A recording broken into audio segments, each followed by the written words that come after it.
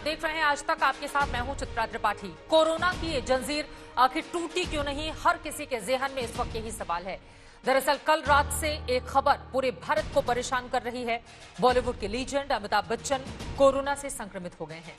उनके साथ बेटे अभिषेक बच्चन, बहू ऐश्वर्या राय बच्चन और पोती आराध्या भी कोरोना पॉजिटिव हैं। अमिताभ और अभिषेक मुंबई के नानावटी अस्पताल में हैं। ऐश्वर्या और आराध्या घर पर आइसोलेशन में हैं। चारों की हालत स्थिर है। रिपोर्ट्स के मुताबिक घबराने की जरूरत नहीं है, लेकिन यह सवाल जरूर खड़ा हुआ है कि ये कोरोना की जंजीर आखिर टूटती क्यों नहीं। कोरोना से जागरूक रहने के लिए अमिताभ बच्चन ने खुद कई संदेश जारी किए थे। जाहिर तौर पर वो बेहद सतर्क रहे होंगे। बावजूद इसके अगर कोरोना बच्चन परिवार तक पहुंचा तो ये बेहद चिंताजनक बात है। जब अमिताभ और उनके परिवार को कोरोना संक्रमण हुआ है तो आप ये भी जान लें कि भारत में कोरोना के मामले तकरीबन 8.5 लाख तक पहुंच चुके हैं। हम आज की बहस शुरू करें उसके पहले अमिताभ के कोरोना पॉजिटिव होने पर यह रिपोर्ट देखिए।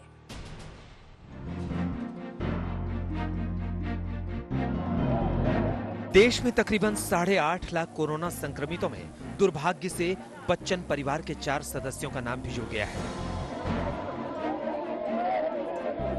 नमस्कार, मैं हूं अमिताभ बच्चन। देखिए, हम सब मिलकर नोवल कोरोना वायरस या कोविड-19 को फैलने से रोक सकते हैं। कोरोना के खतरे से जागरूक करने के लिए अमिताभ सक्रिय रहे हैं, लेकिन वायरस इतना खतरनाक है कि खुद अमिताभ बच्चन, बेटे अभिषेक बच्चन, बहू ऐश्वर्या राय बच्चन और पोती आराध्या को संक्रमण हो गया। गुजर जाएगा, गुजर जाएगा। मुश्किल बहुत है, मगर वक्त ही तो है। गुजर जाएगा, गुजर जाएगा। जिंदा रहने का ये जो जज्बा है फिर उभर आएगा। गुजर जाएगा, गुजर जाएगा। शनिवार की रात 10:54 पर अमिताभ ने खुद बताया कि वो कोरोना पॉजिटिव है। ट्विटर पर बिग बी ने लिखा, मुझे कोरोना पॉजिटिव पाया गया है। अस्पताल में शिफ्ट कर रहे हैं। अस्पताल अथॉरिटीज को सूचित कर रहा है। परिवार और बाकी स्टाफ टेस्ट करवा रहे हैं। जांच के नतीजों का इंतजार है। पिछले 10 दिनों में जो भी मेरे काफी करीब रहे हैं उन सभी से निवेदन है कि अपना टेस्ट करवा लें। 77 साल के बच्चन और बेटे अभिषेक को मुंबई के नानावटी अस्पताल में आइसोलेशन वार्ड में रखा गया है। ऐश्वर्या और आराध्या फिलहाल अपने घर पर ही आइसोलेशन में है। सभी की हालत स्थिर बताई गई है। इमीडिएटली सैनिटाइजेशन कर दिया। Sanitization is the first step. पूरा चारों बंगलों में सैनिटाइजेशन कर दिया। चारों बंगलों को कंटेनमेंट जोन डिक्लेयर करके वहाँ पे भी कंटेन रहने के लिए बोल दिया। And then this history, contact history and all that वो लेके उनको बताया है कि टेस्टिंग करना है। अमिताभ और उनके परिवार की इस बीमारी का हाल जिस आम खास ने सुना, हर कोई परेशान हो उठा है। पूरे देश में अमिताभ के जल्द स्वास्थ्य लाभ के लिए पूजा पाठ की जा रही है, दुआएं मांगी जा रही हैं। अमिताभ की बीमारी ने कोरोना के खतरे की ओर फिर से देश को झकझोरा है। स्वास्थ्य विभाग के आंकड़ों के मुताबिक 8,49,553 कोरोना केस हो चुके हैं। इनमें एक्टिव केस 2,92,258 है। अमिताभ जिस मुंबई में रहते हैं वहां कोरोना के मामले 90,000 के पार हैं। मुंबई में उनका घर KW वार्ड में है, जहां केस 5,300 है। कोरोना के खिलाफ भारत ने सख्त लॉकडाउन किया था, लेकिन लड़ाई अभी लंबी है। स्थिति कैसी है, इसे ऐसे समझिए कि यूपी ने हर हफ्ते 2 दिन लॉकडाउन लगा दिया है। मुंबई में विद्या और साहिल जोशी के साथ आज तक ब्यूरो। इन सबके बीच बड़ी खबर आपको दे दे। बच्चन परिवार के संपर्क में आने वाले कुल 54 लोगों की पहचान की गई है, जिनमें से 28 का कोरोना टेस्ट हुआ है। रिपोर्ट का इंतजार, कल तक रिपोर्ट आने की संभावना जताई जा रही है। इसी पर हम बहस करते हैं। अनलॉक के दौरान क्या हमने हल्के में ले लिया कोरोना को और इस वजह से इसका दायरा लगातार बढ़ता हुआ चला गया, और बच्चन परिवार तक अगर ये पहुंच चुका है जो बेहद सतर्क इससे रहते होंगे, तो देश के लोगों को कितना ज्यादा आगाह और जागरूक रहने की इस वक्त जरूरत है, इस बात को आप समझिए। इसी पर चर्चा के लिए कई खास मेहमान हमारे साथ जुड़ चुके हैं। डॉक्टर राजेश पारेख मुंबई से हमारे साथ जुड़े हुए हैं, जो कि डायरेक्टर हैं जसलोक अस्पताल मुंबई के। डॉक्टर रवि मलिक हमारे साथ मौजूद हैं, टीवी स्क्रीन पर आप देख रहे हैं, CMD है रेडिक्स अस्पताल के। हमारे साथ राजधानी दिल्ली से जुड़े हुए हैं प्रियंका चतुर्वेदी, प्रवक्ता शिवसेना की राज्यसभा सांसद भी हैं, वो भी मौजूद हैं और साथ ही हमारे साथ पूर्व केंद्रीय मंत्री और भारतीय जनता पार्टी के प्रवक्ता शहनवाज हुसैन साहब भी जुड़ चुके हैं। लेकिन सबसे पहले शुरुआत आपसे ही करते हुए मैं चाहूंगी डॉक्टर पारेख, चूंकि अमिताभ बच्चन के परिवार तक पहुंचना और ऊपर से आज ये खबर आना कि ऐश्वर्या और 8.5 साल की उनकी बेटी आराध्या को भी कोरोना हो गया है, ये अपने आप में बेहद चिंताजनक है। आप मुंबई में ही मौजूद हैं, अगर इस परिवार को लेकर कुछ जानकारी आपके पास हो तो मैं चाहूंगी जरूर शेयर करें आप। जी, परिवार के बारे में मेरे पास जानकारी नहीं है और अगर होती भी तो एक डॉक्टर तरीके मुझे उसके बारे में बात करना अच्छा नहीं है। लेकिन मुझे सचमुच उनके मेडिकल कंडीशन के बारे में कोई भी जानकारी नहीं है, वो आपको उनके अस्पताल की तरफ से मिलेगी। ठीक है साहब, मैं अगले सवाल पर आ जाती हूं। मैं समझ सकती हूं एक डॉक्टर की क्या क्या जिम्मेदारियां होती हैं, लेकिन चूंकि बच्चन परिवार के साथ पूरे देश की एक अलग तरह की भावनाएं जुड़ी होती हैं, हर एक अपने आप को परिवार की तरह उनसे कनेक्ट महसूस करता है, इस वजह से मेरा सवाल था। लेकिन अब मैं चाहूंगी, चूंकि अमिताभ बच्चन की उम्र 77 साल है, वो इस वक्त नानावती अस्पताल में है और जो सबसे छोटी आराध्या है उनकी उम्र 8.5 साल की है और हमने देखा कोरोना के पूरे काल के दौरान बार बार ये कहा गया कि 60 साल से ज्यादा उम्र के लोगों को और 10 साल से कम उम्र के बच्चों को बहुत ज्यादा ख्याल रखने की जरूरत है और इससे बचने की जरूरत है। ऐसे में अब ये दोनों जब संक्रमित पाए गए हैं तो मैं चाहूंगी कि किस तरह से इनका ट्रीटमेंट किया जा रहा होगा, कैसे एहतियात बरते जा रहे होंगे, अगर इसके बारे में डॉक्टर राजेश हमारे दर्शकों को आप कुछ बता पाए। जी जरूर। जो छोटी बेटी है उसको तो डॉक्टरों ने ये भी डिसाइड किया है कि वो घर में होम क्वारंटीन में रहेगी। इसका अर्थ ये है कि ज्यादा करके माइल्ड सिम्टम्स हैं और कोई डर नहीं है। अगर कोई भी थोड़ा भी मामूली डर होता तो डॉक्टर उनको हॉस्पिटल में लेके जाते, तो उसके बारे में हमको फिक्र करने की जरूरत नहीं है। अमिताभ जी के खिलाफ एक ही चीज है कि उनकी उम्र, लेकिन हमको ये नहीं भूलना चाहिए कि उनके साथ बहुत सारी चीजें हैं जो ये उम्र फैक्टर के अगेंस्ट है और उनके रिकवरी के लिए अच्छी है। एक पहला तो उन्होंने इससे भी बड़ी बीमारियों से जीत लिया है 1982 से लेके अभी तक। दूसरी बात यह है कि उनको बीमारी के बारे में बहुत ही जानकारी है। जो हमारी किताब है जिसके बारे में आपने बात की, हमने फरवरी महीने में पहली जो ड्राफ्ट रेडी हुआ था छपने के पहले उनके पास मैंने भेजा था, वो 300 पन्ने से ज्यादा है और उन्होंने एक ही दिन में पूरी किताब पढ़ के दूसरे दिन ट्वीट पे उसकी कुछ तारीफ की थी, जो अभी हमारे किताब के कवर पे आ गई है। किताब छप गया है तो उन्होंने सब पढ़ लिया था और इसीलिए जब उनके सिम्टम्स बहुत माइल्ड थे वो अस्पताल में गए, वो भी बहुत ही अच्छी बात है उनके फेवर में। और चौथी चीज है कि उनका जो इनर स्पिरिट होता है, जो इनमें जो अनुशासित डिसिप्लिन है, वो भी उनके साथ है। और फाइनली हमको ये नहीं भूलना चाहिए, क्योंकि ये भी बहुत ही महत्वपूर्ण चीज है, कि लोगों की दुआएं उनके साथ है।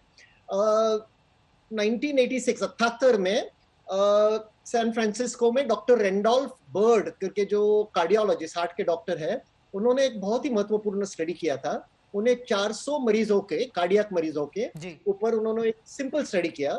2 ग्रुप बनाए, दोनों ग्रुप को दवाई तो वैसे ही मिली, लेकिन एक ग्रुप में लोगों की दुआएं मिली। उन्होंने सभी लोगों को कहा कि इनके लिए आप दुआओं करो। दूसरे ग्रुप पे कुछ नहीं हुआ और जो पहला ग्रुप था दवाई और दुआ, उनकी रिकवरी जल्दी हो गई और अच्छी हो गई।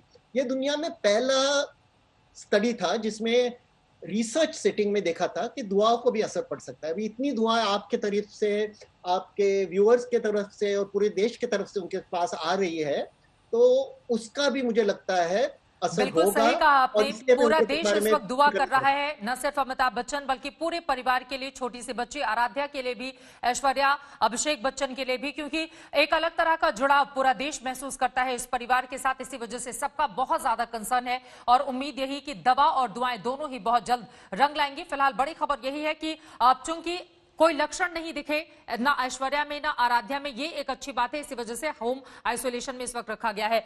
डॉक्टर रवि मलिक हमारे साथ सीएमडी रेडिक्स अस्पताल से जुड़े हुए हैं। डॉक्टर रवि मलिक न सिर्फ कोरोना वॉरियर हैं, बल्कि आपको बता चले कोरोना को हराते हुए इन्होंने बड़ी जंग भी जीती है और आज ये आज तक के दर्शकों के सामने है। एक बार फिर से वेलकम बैक, बहुत स्वागत है डॉक्टर मलिक आपका। और मैं चाहूंगी आज ये खबर आपने देखी, आप एक तो खुद का अपना अनुभव शेयर करें और आज जब अमिताभ बच्चन और उनके पूरे परिवार की ओर से यह खबर सामने आई कि एक अलग तरह की जंग लड़ रहा है इस वक्त ये पूरा परिवार, इस पर आपकी टिप्पणी चाहूंगी मैं। देखिए चित्रा जी, कोविड से मेरा बड़ा अच्छा नाता है क्योंकि कोविड के मैं मरीजों का भी इलाज करता हूँ, वो अस्पताल भी चलाता हूँ जहाँ कोविड के मरीजों का इलाज होता है। और मेरे को खुद भी कोविड हुआ था, 3 हफ्ते पहले मैं नेगेटिव हो गया, मेरे पूरे परिवार को हुआ था, लेकिन हम सब लोग डॉक्टर हैं और सब नेगेटिव हो गए हैं। मैं इसमें 2-3 चीजें बताना चाहूंगा जो बहुत इंपॉर्टेंट हैं, जो बच्चन साहब को ये बीमारी आई है। सबसे पहले तो हमें इनसे ये सीखना चाहिए कि सोशल दायित्व हमें समझना चाहिए। बच्चन साहब की जैसे ही रिपोर्ट आई, उन्होंने ट्वीट कर दिया कि मुझे कोरोना हुआ है, मेरे आसपास जो भी व्यक्ति रहे हैं वो अपने टेस्ट करा ली। ये बहुत अच्छी बात है। विदाउट अटैचिंग एनी टैबू, इस बीमारी के साथ में किसी भी तरह से शर्मसार होने की आवश्यकता नहीं है।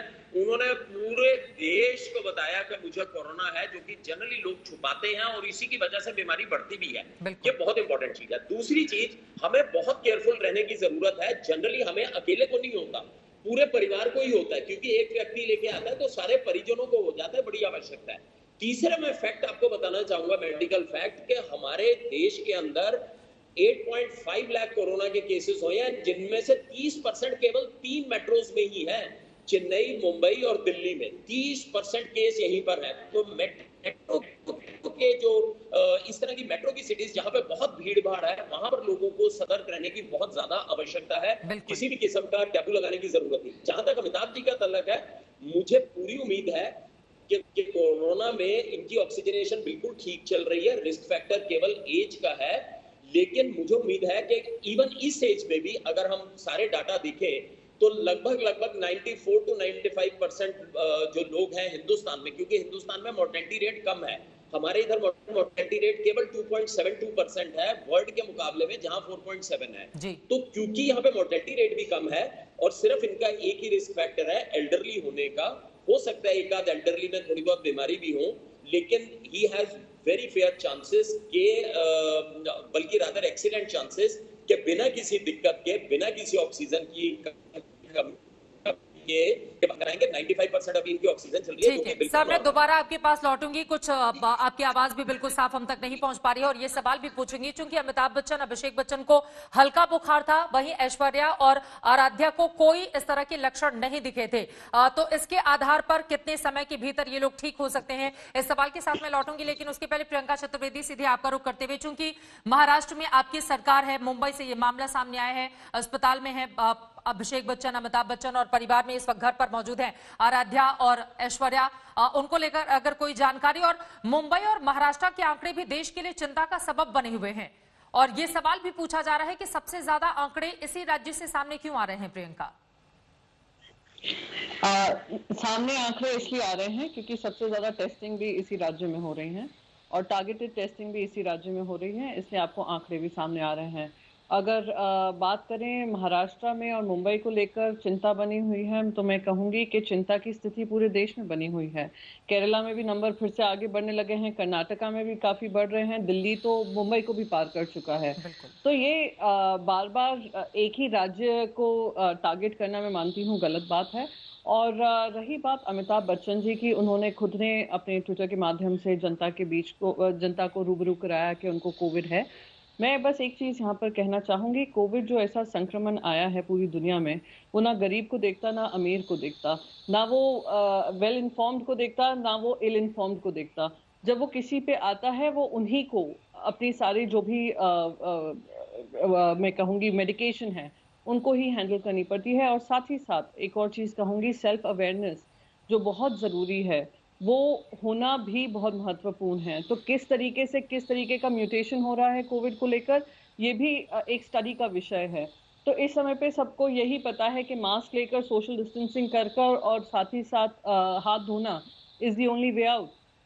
तो जो भी है, we are praying that he recovers fast. Maharashtra में 102 साल की उम्र की महिला भी रिकवर होकर आई हैं, 98 की भी रिकवर होकर आई हैं।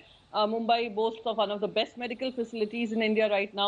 So we are very clear and we are very hopeful कि अमिताभ बच्चन जी एक एग्जाम्पल फिर से, जहां भी उन्होंने लाइफ में हमेशा दूसरों के लिए एग्जाम्पल सेट किया है, उनके कुली के समय हुआ एक्सीडेंट हुआ हो, उनकी फाइनेंशियल प्रॉब्लम्स रही हो, उनके जो भी लाइफ में उनके पास चैलेंजेस आए हों, उनको उन्होंने बखूबी अच्छे से उस पर विजय पाई है, इस पे भी विजय पाएंगे, ये हमें पूरा भरोसा है। बिल्कुल सही कहा आपने। अमिताभ बच्चन और उनका परिवार इस देश के लिए ऐसा रोल मॉडल है। बहुत सारे अप्स एंड डाउन्स उन लोगों ने अपनी जिंदगी में देखे, लेकिन उसके बाद आप जिस तरह से फिर से शहंशाह की तरह सामने आए। एक बार फिर से पूरा देश उसी तरह की तस्वीर भी देखना चाहता है। लेकिन आपसे मैं जानना चाहूंगी शहनवाज हुसैन साहब, जब लॉकडाउन हुआ तो बहुत ज्यादा गंभीरता से हम सब ने कोरोना को लिया। अनलॉक 1 के दौरान फिर धीरे धीरे ऐसा लग रहा था कि कोरोना अब कम हो गया और वही स्थिति हर गुजरते और बीतते दिन के साथ चली गई। और हाल फिलहाल हम देखें, अमिताभ बच्चन, उनके पूरे परिवार का ये मामला अपने आप में बहुत ज्यादा गंभीर हो जाता है और देश के सामने सवाल खड़े करता है कि स्थिति अभी भी बहुत भयावह है और बहुत ज्यादा बचने की जरूरत है इससे। नहीं, ये सही है कि कोरोना के खतरे को देश ने गंभीरता से लिया और जब कोरोना का संकट आया था तो हमारे यहाँ उस वक्त वैसी तैयारी भी नहीं थी। आप जानते हैं कि हमारे पास पीपीई किट नहीं था, N95 मास्क नहीं था, उतने बेड नहीं थे। आज 3,77,000 से ज़्यादा आइसोलेशन बेड है, 40,000 से ज़्यादा आईसीयू बेड है, 1,42,000 से ज़्यादा ऑक्सीजन समर्थित बेड है और करीब 2 लाख के करीब वेंटिलेटर बेड भी पूरे देश के अंदर मौजूद है। राज्य सरकार और केंद्र सरकार इस पर मिलकर काम कर रही है। जब कल अमिताभ जी का आया, उसके परिवार का आया, चित्रा जी कल आप ही न्यूज़ पर रही थी, मैं उस वक्त देख रहा था, काफ़ी देर तक उसको हम सब देश के लोग मॉनिटर कर रहे थे क्योंकि अमिताभ बच्चन को पूरे देश के लोग प्यार करते हैं। और ये सही है कि कोविड पर उन्होंने देश को जागरूक करने के लिए भी कई तरह की एडवर्टीजमेंट किए थे और जब उनके परिवार को हुआ तो आप समझ सकते हैं कि ये खतरा कितना बड़ा है, क्योंकि वो खुद लोगों को आगाह कर रहे थे कि इससे कैसे बचना है। तो कोरोना बीमारी ऐसी है जो किसी को भी लग सकती है, वो धारावी के झोपड़पट्टी से लेकर बड़े बंगले तक आती है और कई जगह स्टेट में भी इसके वजह से दिक्कत आई है। कई राज्यों में, जो खासकर हमारे यहाँ बिहार राज्य में जहाँ पहले कम था, वहाँ पर आप देखिए पटना में, अभी भागलपुर में कई जगह लॉकडाउन भी किया है 3 दिन का और यूपी में भी 2 दिन का लॉकडाउन किया है। तो इसमें जागरूकता पूरी फैलाई गई है, इसमें कोई वाद विवाद नहीं है। लेकिन इस बीमारी का, क्योंकि जब तक वैक्सीन नहीं आता, हमें ज़्यादा अलर्ट रहना है और तैयारी भी वैसी रखनी। हर राज्य सरकार ने अपनी ताकत के हिसाब से पूरी तैयारी की है, केंद्र ने पूरा सहयोग किया है। अभी भी हम मानते हैं कि अमिताभ जी का परिवार स्वस्थ हो, अनुपम खेर जी का भी परिवार अस्वस्थ है, इसमें कोविड पॉजिटिव है। तो मैं मानता हूं कि जहां भी जो लोग भी, चाहे वो आम लोग हों या ख़ास लोग हों, कोरोना तो किसी को नहीं देखता कि वो व्यक्ति कौन है, ना जात, मजहब, धर्म, रंग, कुछ नहीं देखता। इसमें सबको बचना है। तो इसकी तैयारी बहुत ज़रूरी है और अनलॉक होने के बाद भी हमें जागरूक रहना ही है, क्योंकि जो जागरूक नहीं रहेंगे उनको दिक्कत आएगी। बहुत से राजनेताओं को बहुत महत्वपूर्ण बात आपने कही है कि एक छोटी सी गलती आपको मुश्किल में डाल सकती है। इसीलिए जब तक कोरोना जड़ से खत्म नहीं हो जाता तब तक सभी को बहुत सतर्क रहने की जरूरत है। अनलॉक को इसलिए लागू किया गया था ताकि जिंदगी पटरी पर चले, लेकिन कोरोना खत्म नहीं हुआ था। बार बार इस बात का ध्यान रखना होगा और अमिताभ बच्चन ने भी समय समय पर किस तरह से जागरूक करने का काम किया है लोगों को कोरोना के माध्यम से। उनकी ओर से एक कविता जो उन्होंने अपने ट्विटर पर शेयर की थी, मैं चाहूंगी अपने दर्शकों को दिखाए, उसके बाद बाकी मेहमानों के पास हम दोबारा से वापस चलेंगे। सुनिए अमिताभ बच्चन को। गुजर जाएगा, मुश्किल बहुत है मगर वक्त ही तो है। गुजर जाएगा, गुजर जाएगा। जिंदा रहने का ये जो जज्बा है फिर उभर आएगा। गुजर जाएगा, गुजर जाएगा। माना मौत चेहरा बदल कर आई है, माना मौत चेहरा बदल कर आई है, माना रात काली है, भयावह है, गहराई है। लोग दरवाजों पे रस्तों पे रुके बैठे हैं, लोग दरवाजों पे रस्तों पे रुके बैठे हैं। कई घबराए हैं, सहमे हैं, छिपे बैठे हैं। मगर यकीन रख, मगर यकीन रख, ये बस लम्हा है, 2 पल में बिखर जाएगा। जिंदा रहने का ये जो जज्बा है फिर असर लाएगा। मुश्किल बहुत है मगर वक्त ही तो है। गुजर जाएगा। मुश्किल बहुत है मगर वक्त ही तो है, गुजर जाएगा, ये वक्त भी गुजर जाएगा। इस तरह से हौसला भरने की कोशिश अमिताभ बच्चन की ओर से अपनी आवाज में की गई थी लोगों को। एक बार फिर से अपने बाकी मेहमानों का रुख करते हुए बड़े खबर अपने दर्शकों को हम बता दें, अमिताभ बच्चन के मुंबई के चारों जो बंगला उनका है उन सभी को सील कर दिया गया है।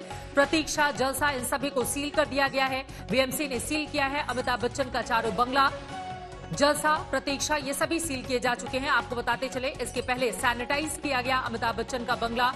वत्स और जनक, ये चार जो बंगले हैं, जलसा, प्रतीक्षा, जनक और वत्स, इन चारों को सील किया गया है, जिनकी कुछ तस्वीरें भी हम आपको दिखा रहे हैं जब सैनिटाइज किया जा रहा था अमिताभ बच्चन के बंगलों को। एक बार फिर से राजेश पारेख आपका रुख करते हुए प्रियंका चतुर्वेदी ने महत्वपूर्ण बातें कही हैं। उन्होंने कहा है कि देश भर में, चाहे मुंबई के आंकड़े को देखें, राजधानी दिल्ली के, तमिलनाडु के देखें, लेकिन खासतौर से WHO की उस बात का जिक्र करना बहुत जरूरी हो जाता है जिसमें धारावी मॉडल की प्रशंसा की जाती है और ये कहा जाता है कि यहां पर टेस्टिंग ट्रेसिंग की वजह से आप धारावी को कम से कम आप कोरोना का संक्रमण कम करने में बहुत कामयाब रहे हैं, जहां पर सबसे ज्यादा मुश्किलें देखी जा रही थी। तो एक बड़ा एग्जाम्पल भी है कि कोरोना को कम किया जा सकता है, खत्म किया जा सकता है, लेकिन लोगों को बहुत ज्यादा जागरूक रहने की एक ऐसे वक्त में, एक ऐसे दौर में जब दुनिया में भी आंकड़े बढ़ रहे हैं और देश में भी बहुत जरूरत है। डॉक्टर पारेख।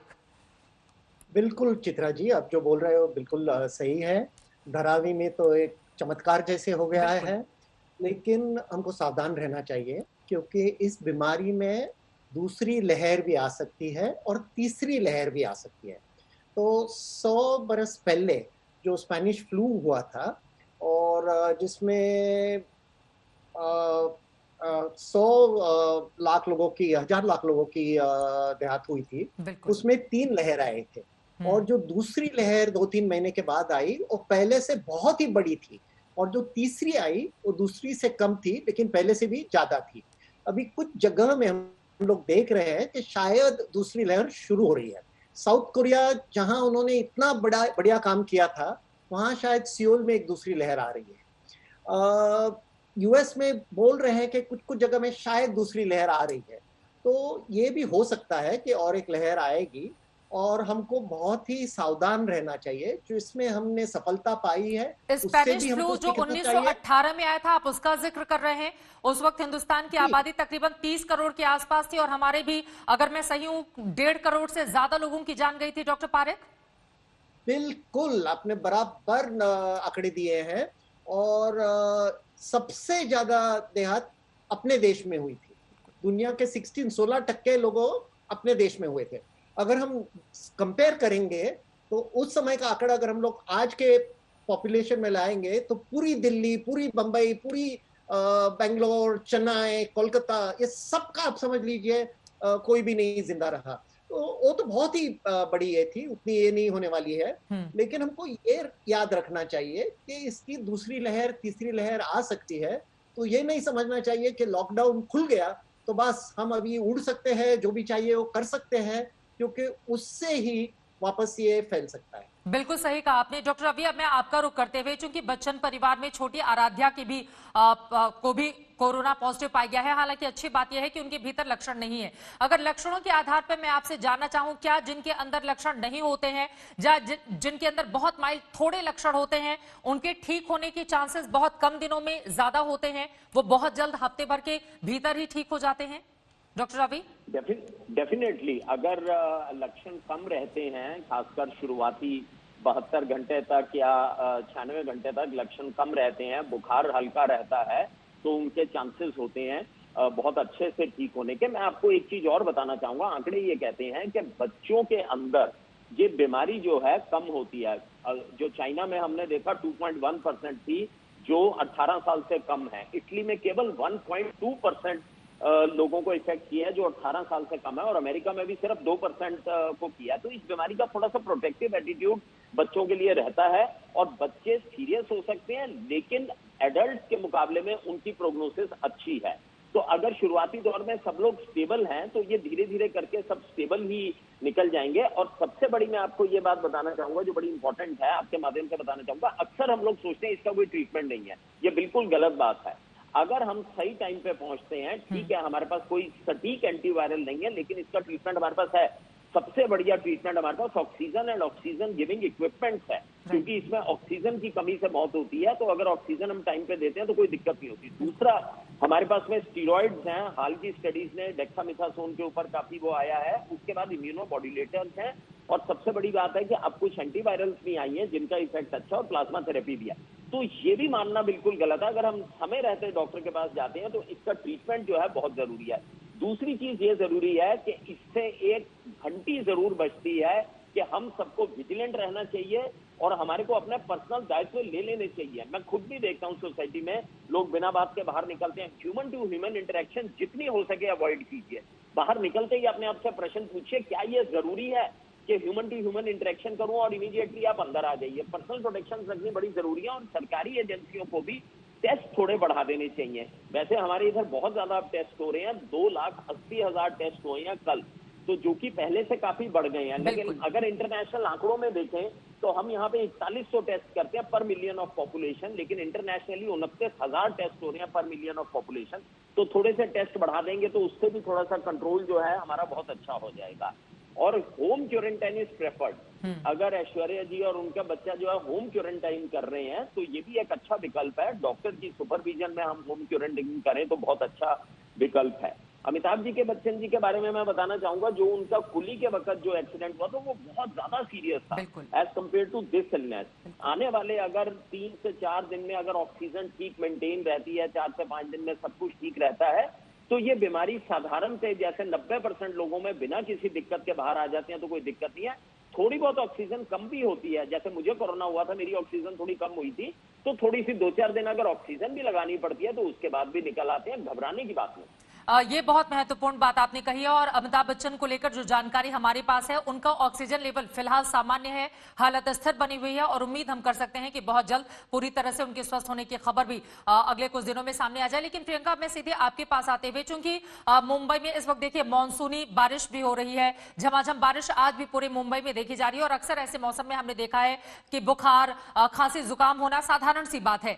लेकिन एक ऐसे वक्त में राज्य सरकार को बहुत ज्यादा जोर टेस्टिंग पर देना होगा, क्योंकि ये जो बुखार हो रहा है वो क्या कोरोना के कारण है या फिर वो सामान्य मानसूनी बारिश के कारण है। लोग भीग जाते हैं इसलिए भी परेशानी खड़ी हो जाती है। तो इस पर सबसे ज्यादा जोर आपकी सरकार पर, किस तरह से कोरोना के आंकड़े को कम किया जा सके, कोरोना को रोका जा सके, आपकी सरकार काम कर रही है इस वक्त महाराष्ट्र में?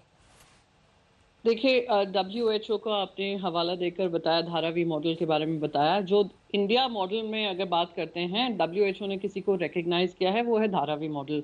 और वो धारावी मॉडल क्या था? Testing, tracing, tracking, treating. क्या हम टेस्ट करेंगे? सबसे ज्यादा हमने उसी पे प्रभाव डाला। हमने डोर टू डोर टेस्टिंग की, हमने 5 लाख घरों से ज्यादा टेस्टिंग की, घरों में जा जाकर टेस्टिंग की, ट्रीटमेंट किया, आइसोलेट किया, आइडेंटिफाई किया। इसलिए आपको आंकड़े भले ही लगे होंगे, पर साथ ही साथ आइडेंटिफाई कर लोगों को आइसोलेट किया। और आप देख रहे हैं मुंबई में रोज आंकड़े घटते जा रहे हैं। हमारा एकमात्र शहर है मुंबई में, क्योंकि हम मानसून की बात हो या जनता के बीच की बात हो, जनता को एक सेल्फ सेटिस्फैक्शन की बात हो कि वो टेस्टिंग कभी भी करा सकते हैं, एकमात्र शहर है पूरी देश में अभी जिन्होंने कहा है बगैर प्रिस्क्रिप्शन के, बगैर डॉक्टर के नोट के, बगैर भी टेस्टिंग हो सकती है। वो वॉक इन कर सकते हैं और वो लोग टेस्ट कर सकते हैं। हमारा ही एकमात्र शहर था जिन्होंने सबसे पहले 80% जो कैप होता है प्राइवेट हॉस्पिटल्स में, हमने किया है। तो जहां तक हमारी कोशिश है कि सिटीजन्स के पास टेस्टिंग की फैसिलिटी होनी चाहिए, और कैप भी हमने ही लगाया था टेस्टिंग के कॉस्ट पे भी। तो जितनी फैसिलिटी हम प्रोवाइड कर सकते हैं वो हम कर रहे हैं, और हम उम्मीद करते हैं लोग भी सेल्फ अवेयर रहेंगे। अगर धारावी जैसा एक मैं कहती हूँ एक क्लस्टर जोन अपने आप को लड़ाई में कोविड के आगे लड़ सकता है, तो मुंबई कर ही क्या पूरा देश उससे जूझ सकता है। और धारावी मॉडल उसका एक बहुत ही बढ़िया एग्जाम्पल है। अब धारावी मॉडल को लेकर आगे बाकी सरकारें कैसे बढ़ेंगी, ये बड़ा सवाल है। शहनवाज जी, आपका रुख करते हुए, ये जो कोरोना की जंजीर है ये हिंदुस्तान में कैसे टूटेगी? आपकी केंद्र सरकार के इसके लिए बड़े पैमाने पर क्या है तैयारी? देखिए, ये सही है कि अलग अलग राज्य सरकारों ने बहुत जगह अच्छा काम किया और प्रधानमंत्री ने टीम इंडिया की तरह सारे मुख्यमंत्रियों को विश्वास में लेकर इसमें वो आगे बढ़े हैं। लेकिन एक अच्छी बात भी है जिस पर कुछ पॉजिटिव चर्चा भी, जब आपको डिबेट करते हैं तो उसमें जो पॉजिटिव बात होती है लोग सुनते हैं।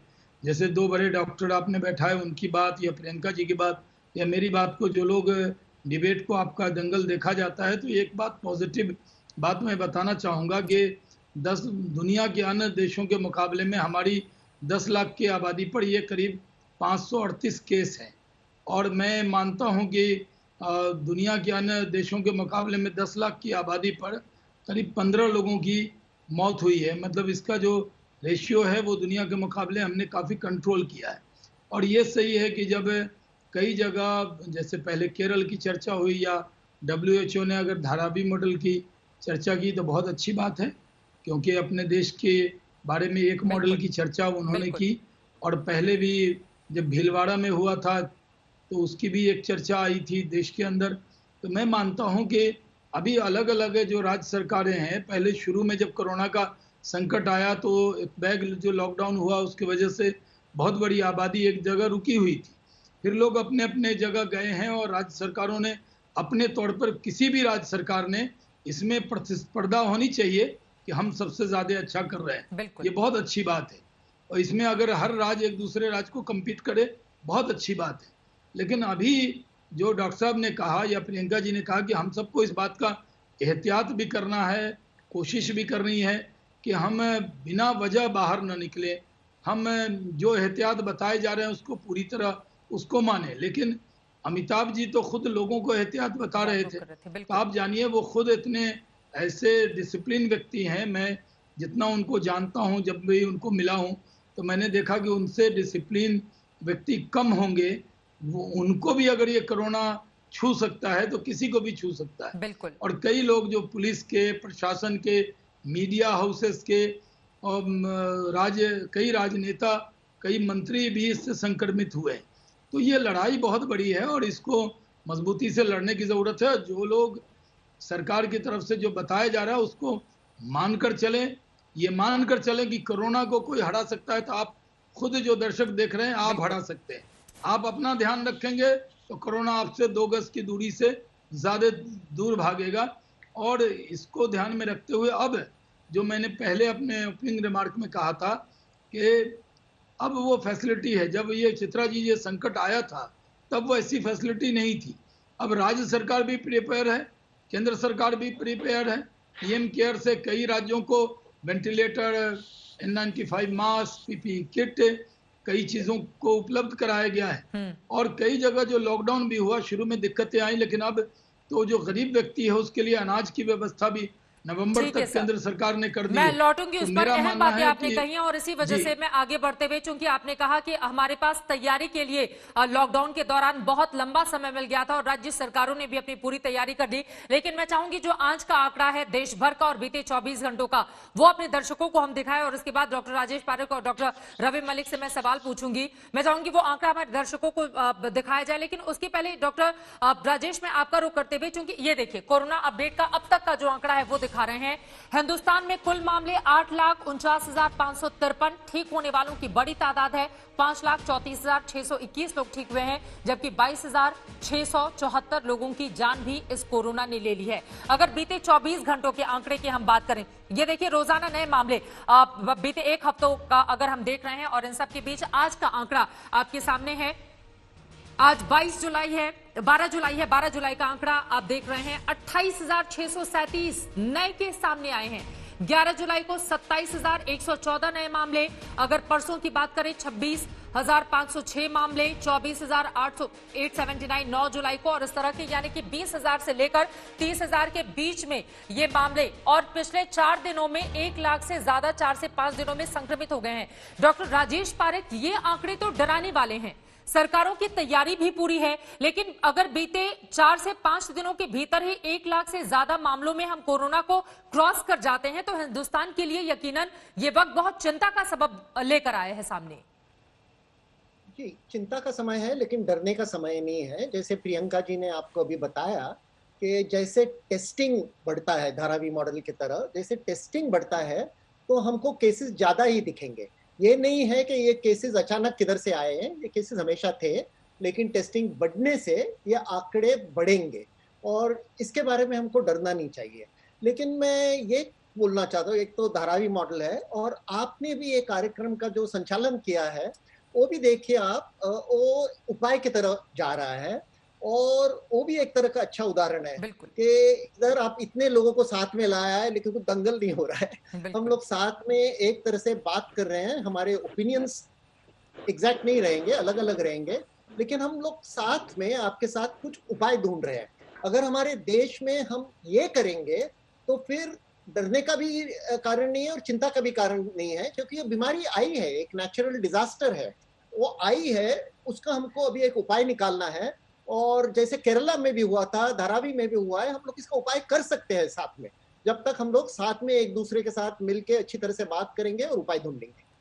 कोरोना से चूंकि पूरा देश दंगल कर रहा है, इसी वजह से एक तरह से शहनवाज हुसैन और प्रियंका चतुर्वेदी के सुर भी आज आपस में मिले हुए दिखाई दे रहे हैं, जो कम से कम एक अच्छे संकेत, अगर दो अलग पार्टियों के लोग भी उपाय सुझाएं और ये बताएं कि हम लोगों को जल्द से जल्द कैसे ठीक कर सकते हैं। लेकिन डॉक्टर रावे मलिक, अब मेरा अगला सवाल आपसे है, चूंकि अमिताभ बच्चन का कल जो पहला टेस्ट किया गया था, एंटीजन रैपिड टेस्ट था जो पॉजिटिव आया था, ऐश्वर्या का वही टेस्ट नेगेटिव आया था, लेकिन जब दोबारा टेस्ट किया गया एंटीबॉडी टेस्ट, उनपे उनका पॉजिटिव आया। ये दो अलग अलग टेस्ट, क्योंकि देश में बहुत सारे ऐसे लोग होंगे जो एक टेस्ट कराने के बाद उनकी रिपोर्ट नेगेटिव आती है तो फिर वो आराम से हो जाते हैं। ऐसे लोगों को क्या सलाह देंगे, ऐसे लोग क्या करें फिर इस वक्त में? देखिए, मैं आपको बताऊंगा, हमारा जो RT-PCR टेस्ट होता है उसके अंदर कोरोना होते हुए भी नेगेटिव आना 30% के करीब होता है। मरीज को कोरोना है और वो नेगेटिव आ जाता है, और कई बार अगला टेस्ट भी नेगेटिव आता है। इसकी वजह ये होती है, कई बार हम सैंपल कलेक्शन में थोड़ी सी दिक्कत कर जाते हैं, वायरल शेडिंग थोड़ी कम होती है। मैं आपको एक और बताऊंगा कि अगर डॉक्टर को कोविड के सिम्टम्स समझ में आ रहे हैं कि ये कोविड के सिम्टम्स हैं और टेस्ट नेगेटिव आ रहा है, हम लोग अपने अस्पताल में क्या करते हैं कि टेस्ट अगर नेगेटिव आया लेकिन उसको कोविड प्रूव हो रहा है, CT स्कैन के ऊपर, एक्सरे के ऊपर कोविड की फाइंडिंग्स आती हैं, तो हम उसे कोविड प्रिज्यूम करते हैं और बार बार टेस्ट करा के देखते हैं जब तक वो पॉजिटिव नहीं आता। तो ये एक टेक्निकल प्रॉब्लम है जो कि हम क्लिनिशियंस जो हैं इसको टैकल कर लेते हैं। दूसरी चीज बताना चाहूंगा, हमें कॉन्फिडेंस में नहीं रहना चाहिए बिल्कुल भी। जब अमिताभ बच्चन जी, जिन्होंने पूरी किताब पढ़ी, पूरी इतिहास बरत रहे हैं, सब कुछ कर रहे हैं और इतने डिसिप्लिन्ड हैं, और हमारे सामने देश के बड़े से बड़े प्रधानमंत्री, प्रिंसेसेस को जब ये बीमारी हुई है तो हम में से किसी को भी हो सकती है, हमें ये कॉन्फिडेंस नहीं रहना चाहिए। एक बहुत इंपॉर्टेंट मैसेज आपके जरिए मैं देना चाहूंगा कि हाई रिस्क पेशेंट्स जो हैं उनका हमें खास ध्यान रखना है। जो भी हमारे घर में अनकंट्रोल्ड डायबिटीज है, अस्थमा है, इम्यूनो कॉम्प्रोमाइज पेशेंट है, कैंसर का मरीज है, कीमोथेरेपी का मरीज है या एल्डरली पेशेंट है, उसको हमें खास प्रोटेक्शन देनी है, क्यों वही एक मरीज है जिसके ऊपर की मॉर्टेलिटी, अगर हेल्थी एडल्ट है जो कि 30 साल का, 25 साल का, ऐसा नहीं है इनकी मौत नहीं हुई, लेकिन इनमें मृत्यु की दर बहुत कम है, maybe to the tune of 0.5% only Hindustan में। मैं आशा की किरणें भी देखता हूं 2-3। सबसे पहले तो ये देखता हूं कि जो हमारी नॉलेज आज से 6 महीने पहले इस बीमारी के बारे में थी, आज हमारी नॉलेज बेटर हो गई है, ट्रीटमेंट फैसिलिटीज बेटर हो गई हैं, हमारी समझ बेटर हो गई है और मोर्टेलिटी रेट भी धीरे धीरे कम होता जाएगा।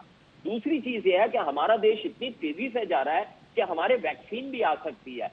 अब 2 हमारी कंपनीज ऐसी हैं जो कि already clinical trial 3 stage clinical trial human trial में चली गई हैं और संभवतः वैक्सीन हमारे सामने जो है बड़ी जल्दी आ जाएगी। तो ये काफी सारी आशा की किरणें हैं जो कि हम लोग देख सकते हैं और इससे घबराने की जरूरत नहीं है, लेकिन पर्सनल प्रोटेक्शन करनी बहुत जरूरी है। लास्ट में मैं एक चीज बताना चाहूंगा, जितनी मौतें हुई हैं उनकी हमने एनालिसिस किया, उसमें हमने ये देखा है मरीज हॉस्पिटल लेट पहुंचता है, उसको हैप्पी हाइपोक्सिया इसको कहते हैं, अंदर ऑक्सीजन कम हो रही होती है, वो ऑक्सीजन मीटर लगाता नहीं है और सांस को बढ़ने की इंतजार करता रहता है। एक छोटा सा मीटर आता है, जिसको भी कोविड है वो घर में लेके बैठे और अपनी ऑक्सीजन चेक करता रहे, अगर वो ऑक्सीजन 94 से कम है तुरंत हॉस्पिटल चला जाए। हमने देखा जिन लोगों की मौत हुई है अधिकांश लोग जो हैं लेट पहुंचे हैं हॉस्पिटल में। तो एल्डरली पेशेंट्स को, जैसे अमिताभ बच्चन जी को हॉस्पिटल में सुपरविजन में चले गए, बहुत अच्छा है, क्योंकि वहां पर उनकी ऑक्सीजन देखते रहेंगे और तुरंत समय रहते इलाज भी हो जाएगा। और ऐसा हमने कई राज्यों में देखा है, जो लोग खुद होम आइसोलेशन में हैं उनके लिए भी ऑक्सीजन सिलेंडर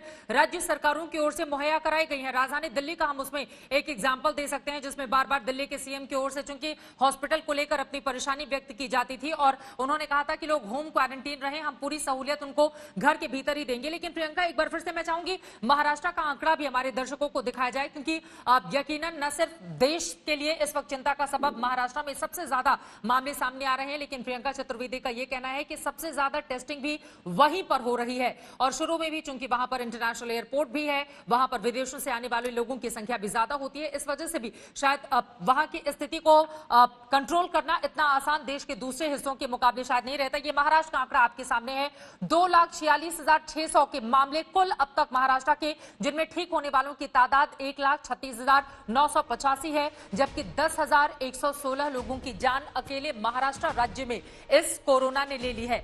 और यहां पर हम आपको एक्टिव केस भी दिखा रहे हैं और मुंबई के कुल केस और एक्टिव केस देखिए। मुंबई में कुल केस 90,000 है। मुंबई के KW वार्ड जहां अमिताभ बच्चन रहते हैं वहां पर कोरोना के केस 5,300 हैं। इसी के साथ अब मैं आपका रुख करते हुए, चूंकि अब अमिताभ बच्चन और उनके परिवार के लोग कोरोना संक्रमित हो गए हैं प्रियंका, तो आम लोगों के जहन में भी ये होगा। एक और सवाल खड़े हो रहा है, ये जब दोबारा शूटिंग शुरू हुई है अनलॉक 1 के बाद से कई जगहों पर एहतियात पूरे बरते जा रहे हैं, लेकिन अभिषेक बच्चन के बारे में भी कहा जा रहा है, उनका हाल ही डिजिटल डेब्यू हुआ है, उसके बाद वो डबिंग के लिए एक स्टूडियो भी गए थे, तो इस तरह से लोगों से संपर्क भी बढ़ रहा है। ऐसे में लोगों को किस तरह से एहतियात रखने होंगे, खासतौर से दोबारा जब शूटिंग की भी शुरुआत हो चुकी है मुंबई में? तो देखिए, जो भी परमिशंस दी गई हैं और जैसे हमने फेज वाइज मैनर में हमने लॉकडाउन किया था, वैसे ही हम लॉकडाउन को लिफ्ट कर रहे हैं। हर चीज जो शुरुआत हो रही है वो स्टैंडर्ड ऑपरेटिंग प्रोसीजर बकायदा बताकर ही परमिशन दी जा रही है, और कहीं भी हम पाते हैं कि वो लोग उस नियम कानून का पालन नहीं हो रहा है तो हम उसको वहीं पे रोक देते हैं।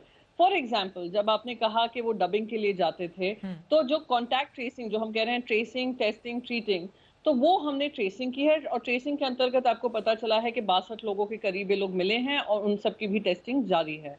तो ये किसी का कोविड हो जाना, क्योंकि वो लोग ने लॉकडाउन के समय बाहर निकले, पर ये कहना कि शायद उन्होंने सारे एहतियात बरते फिर भी उनको हो गया, तो ये जैसे मैंने कहा कि Covid right now is very uncertain कि क्या क्या कारण है जिस वजह से आप को हो सकता है।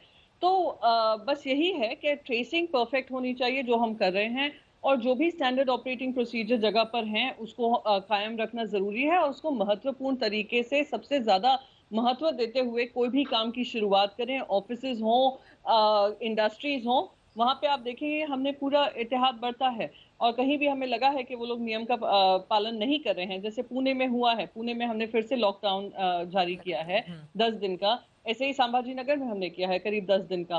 तो जहां जहां नहीं हो रहा है वहां पे हम फिर से ब्रेक द चेन करने के लिए, या वो जो संक्रमण है उसको खत्म करने के लिए हम कोशिश पूरी कर रहे हैं, और ये कोशिशें लगातार तब तक जारी रहनी चाहिए जब तक कोरोना का संक्रमण। लेकिन शहनवाज जी, आपके पास आते हुए, चूंकि आप जिस राज्य बिहार से आते हैं वहां की सरकार के ऊपर, एनडीए की सरकार है, उनके ऊपर आरोप लगते रहे कि नवंबर में होने वाले विधानसभा चुनावों की तैयारी पर सरकार का ज्यादा जोर है, टेस्टिंग और ट्रेसिंग पर नहीं है। यही कारण है कि पटना में दोबारा आपको लॉकडाउन लागू करना पड़ा और वहां पर टेस्टिंग के आंकड़े भी बहुत कम है। तो ऐसे कैसे निपटेंगे शहनवाज हुसैन जी आप लोग कोरोना से? देखिए चित्रा जी, आपने कहा ना ऐसा आरोप है, मैंने खुद ही कई वर्चुअल रैली की है, तो मैंने अपने घर से की, जहां से बैठकर मैं आपसे बात कर रहा हूं वहीं से की, और सब लोग अलग अलग तरीके से वर्चुअल ही जुड़े। ये सिर्फ इल्ज़ाम होता है, लेकिन हम लोग तो, हमारे राष्ट्रीय अध्यक्ष जगत प्रकाश नड्डा जी ने जब ये कोरोना का संकट आया तभी उन्होंने कहा था कि जब तक 5 लोगों को आप भोजन न कराएं आपको खुद खाना नहीं खाना है। तो हमने ये सब भी अभियान चलाए। राजनीतिक पार्टियां चलती रहती हैं, सरकार चलती रहती है। मैं जब निकलता हूं, मैं पार्टी ऑफिस जाता हूं, 2 दिन के लिए मेरी ड्यूटी होती है। उसके बाद मैं पत्रकारों से कभी बाइट के लिए मिलता हूं तो मैं सब नाम लिखता हूं, मैं किन से मिला हूं, और उस वक्त भी इस बात का ध्यान रखता हूं। तो हर व्यक्ति को, जो हमारे लोग भी वहां पर बिहार में जो इल्ज़ाम है कि हम चुनाव में लगे हैं वो सही नहीं है।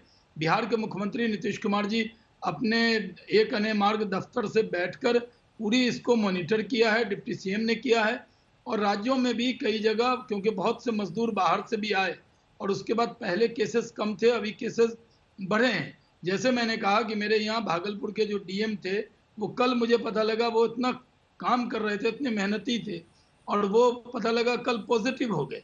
तो वो जब डीएम पॉजिटिव हो जाए, कोई अधिकारी पॉजिटिव हो जाए, तो वो लोग काम कर रहे हैं। और जो राजनीतिक व्यक्ति हैं, अगर वो मीटिंग की बात है तो मीटिंग तो वर्चुअल ही हुई थी, लेकिन जनता के बीच में मास्क बांटा जा रहा है, सैनिटाइजर बांटा जा रहा है, पहले खाना बांटा जा रहा था।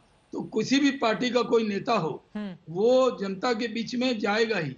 अब प्रियंका जी की भी पार्टी के नेता जाते होंगे, मैंने ये हमारी प्रियंका जी जो अभी डिबेट में, यानी शिवसेना की नेता प्रियंका जी की पार्टी का कह रहा हूँ, ये लोग भी चाहते होंगे। तो राजनेताओं को, पुलिस को, प्रेस को, ये कहते हैं ना, इनको जाना ही पड़ता है जनता के बीच में। इसलिए बिहार में अभी भी पूरी तरह एहतियात बढ़ता गया है। चुनाव जब होंगे, अभी भी चर्चा चल रही है चुनाव होना चाहिए कि नहीं होना चाहिए, आगे बढ़ना चाहिए, क्या केसेस बढ़ा दीजिए आप लोग। विपक्ष ने तो मांग के रख दी है, ठीक है सर, जो कि बहुत आग्रह से विपक्ष की जो मांग है वो कई बार होता है, अच्छी तैयारी नहीं होती है तो मांग होती है, एग्जाम का डेट हम लोग भी कहते हैं तो थोड़ा बढ़ जाए तो अच्छा है, तमाम मुद्दों को लाना इस वक्त ये चुनाव आयोग को तय करना है, हमें नहीं करना। देश के इतने बड़े व्यक्ति अमिताभ बच्चन, जिन्होंने कोरोना को लेकर इतना ज्यादा जागरूक किया, अगर उनको और उनके परिवार को कोरोना का संक्रमण हो सकता है तो यकीन मानिए स्थिति कितनी ज्यादा भयावह इस वक्त भी इस समय है इस देश में। इस बात को समझना होगा, इसीलिए अलग अलग पहलुओं को लगातार टटोलने की हम कोशिश कर रहे थे। हमारे साथ 2 डॉक्टर्स और साथ ही शिवसेना और बीजेपी से नेता भी जुड़े हुए थे।